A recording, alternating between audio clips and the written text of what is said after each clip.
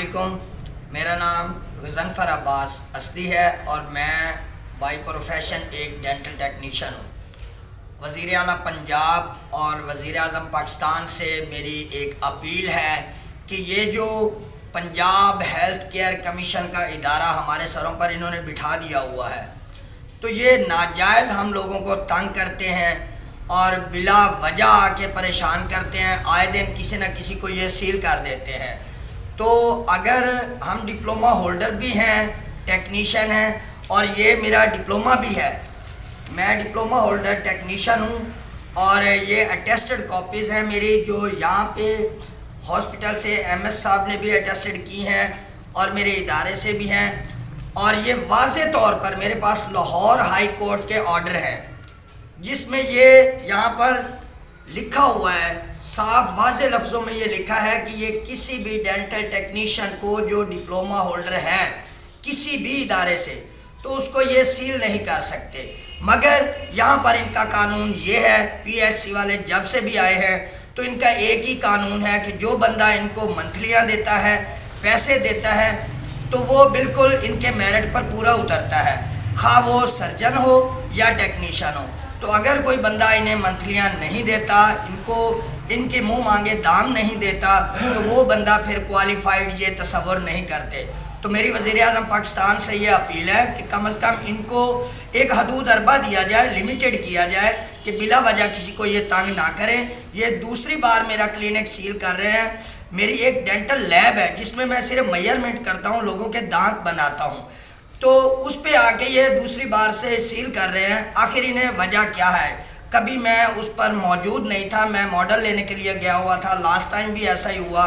تو اس بار بھی میں ماڈل لینے کے لیے گیا ہوا تھا، بچہ بیٹھا تھا چھوٹا کلینک میں، تو انہوں نے اسے باہر نکال کر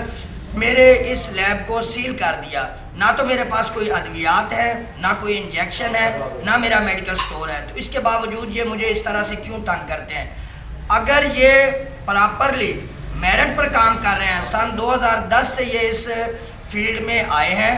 پی H C Punjab health care commission, اگر یہ میرٹ پر کام کر رہے ہیں تو پھر ان 13 سالوں میں کون سا علاقہ ہے جہاں پر عطائیت ختم ہو گئی ہے، میڈیکل سٹور ختم ہو گئے ہیں، یا کہیں پہ پریکٹس روک دی گئی ہے، یا نشیلی ادویات میڈیکل سٹور پر نہیں ہے؟ تو اس سے ثابت یہ ہوتا ہے کہ جو بندہ انہیں پیسے دیتا ہے وہ بالکل کوالیفائڈ ہے،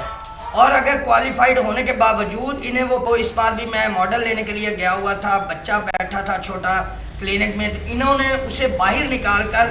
میرے اس لیب کو سیل کر دیا۔ نہ تو میرے پاس کوئی ادویات ہے، نہ کوئی انجیکشن ہے، نہ میرا میڈیکل سٹور ہے، تو اس کے باوجود یہ مجھے اس طرح سے کیوں تنگ کرتے ہیں؟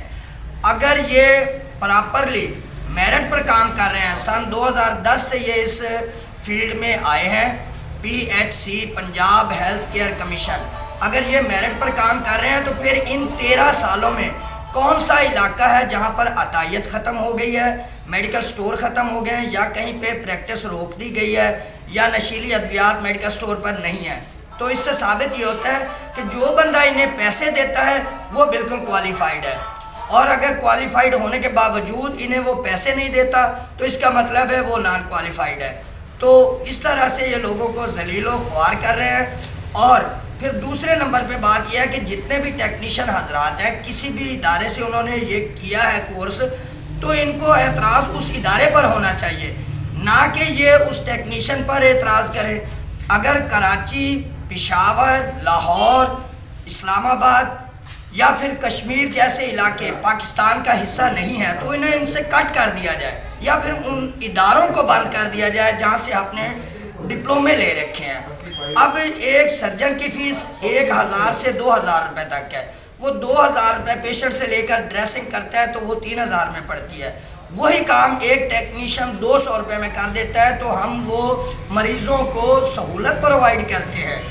وہ جو درد کے مارے آتے ہیں اسے ایک کلو آئل لگا کر ڈریسنگ کر دی جاتی ہے، یا جس کے دانت نہیں ہوتے اس کے دانت بنائے جاتے ہیں۔ تو خدارا ہم پہ رحم کیا جائے، یہ ظلم نہ کیا جائے۔ وزیر اعظم پاکستان سے اور صدر پاکستان سے یہ میری اپیل ہے کہ انہیں لمیٹڈ کیا جائے اور ان کا حدود اربہ رکھا جائے کہ یہ لمیٹڈ ہو کر کام کریں، عطائیت کو ختم